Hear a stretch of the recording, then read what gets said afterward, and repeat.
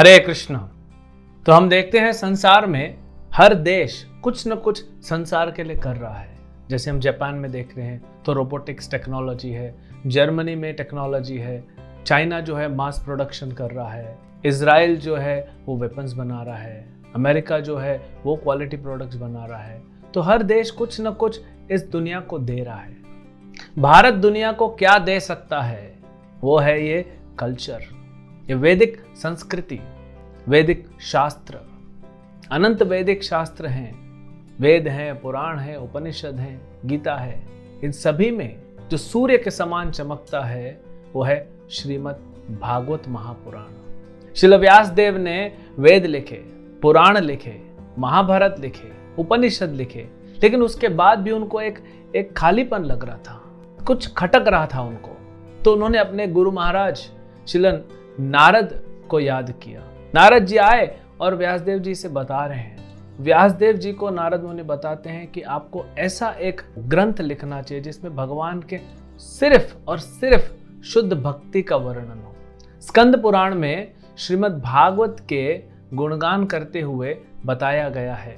ये श्लोक है शतशोऽथ सहस्त्रैश्च किमन्य शास्त्र संग्रहे न यस्य तिष्ठते गेहे शास्त्रम भागवतम कलौ। इस कलयुग में क्या जरूरत है सैकड़ों हजारों अलग अलग ग्रंथों की? अगर श्रीमद् भागवतम नहीं है तो हम भगवान के भक्त नहीं हैं। आगे बताते हैं यत्र यत्र भवेद् विप्र शास्त्रम भागवतम कलौ तत्र तत्र हरिर्याति त्रिदशे सह नारद। नारद मुनि से कहते हैं कि जहां जहां पे जिस के घर में श्रीमद् भागवत महापुराण है उस घर में भगवान श्री हरि स्वयं 13 जो देवता है, प्रमुख देवता, उनके साथ वहां पे आते हैं, खींचे चले आते हैं और कहते हैं कि अब भागवतम आ तो गया, लेकिन भागवतम पढ़ने का क्या महत्व है।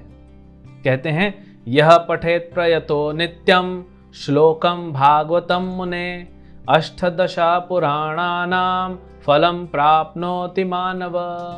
तो ये एक श्रीमद् भागवतम का श्लोक अगर हम रोज पढ़ते हैं, रोज अगर हम नित्यम भागवत सेवया, व्यासदेव जी स्वयं कहते हैं भागवत में, तो स्कंद पुराण बता रहे हैं अगर हम रोज श्रीमद् भागवतम का पाठ करते हैं, पढ़ते हैं, तो पूरे 18 पुराण पढ़ने का आपको लाभ मिलता है। अनेक शास्त्रों में श्रीमद् भागवत की महिमा का गुणगान है।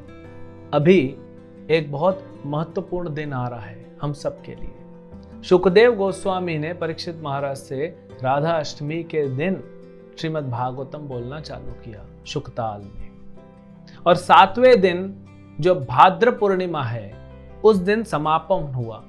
श्रीमद् भागवत के अंत में सुत गोस्वामी जी हमें ये बताते हैं प्रोष्ठपद्याम पौर्णमास्याम हेम सिंह समन्वितम ददाति यो भागवतम स याति परमाम गतिम। सुत गोस्वामी जी बताते हैं कि भाद्र पूर्णिमा के दिन, जो अभी आने वाला है, भाद्र पूर्णिमा के दिन अगर कोई श्रीमद् भागवत महापुराण को स्वर्ण सिंहासन पे रख के और किसी को अगर दान देता है तो उसके लिए वैकुंठ निश्चित हो जाता है। तो ये बहुत अच्छा मौका है। देखिए कलयुग में समय कम है, हर व्यक्ति पूछता है कि प्रभु जी कोई ऐसा शॉर्टकट नहीं है क्या भक्ति में? तो हरे कृष्ण महामंत्र शॉर्टकट है। और यहाँ पे देखिए बताया गया है सिर्फ भाद्र पूर्णिमा के दिन अगर आप एक भागवतम सिंहासन पे सोने के रख के अगर आप किसी को दान देते हैं तो आपका वैकुंठ गमन निश्चित हो जाता है। अब आप बोलेंगे सोने का सिंहासन कहाँ से लाएं?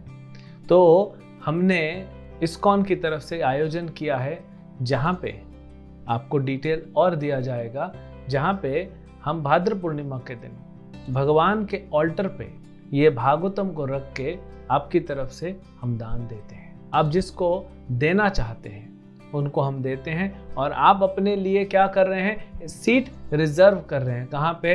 भगवान श्री हरि के वैकुंठ धाम में। वराह पुराण में भगवान बताते हैं कि जितने भी उत्सव होते हैं, जो भगवान से संबंधित जितने भी उत्सव हम मनाते हैं, जन्माष्टमी, रामनवमी, राधाष्टमी इत्यादि, उसमें सबसे प्रिय भगवान को कौन सा है? जिस दिन ये श्रीमद् भागवत इस संसार में प्रकट हुए, और वही दिन है ये श्रील प्रभुपाद ने इस संसार को बहुत दिया। उनका सबसे महत्वपूर्ण योगदान है ये श्रीमद् भागवत, जो कि सूर्य के समान है। कलयुग के इस अंधकार को ये श्रीमद् भागवतम दूर कर सकता है। तो हम स्वयं भी भागवतम पढ़ें और दूसरों को प्रेरित करें पढ़ने के लिए, और अपने घर में भी भागवतम रखें और दूसरों को भी श्रीमद् भागवतम का ये उपहार उनको भेंट में दें। इससे क्या होता है, हम सभी भगवान को प्रिय होते हैं। तो इस अवसर का आप लाभ उठाएं और ये भाद्र पूर्णिमा जो आने वाला है, इसमें आप हिस्सा लें और दूसरों को प्रेरित करें। इसका पूरा डिटेल आपको बताया जाएगा। हरे कृष्णा। ग्रंथराज श्रीमद् भागवतम की जय।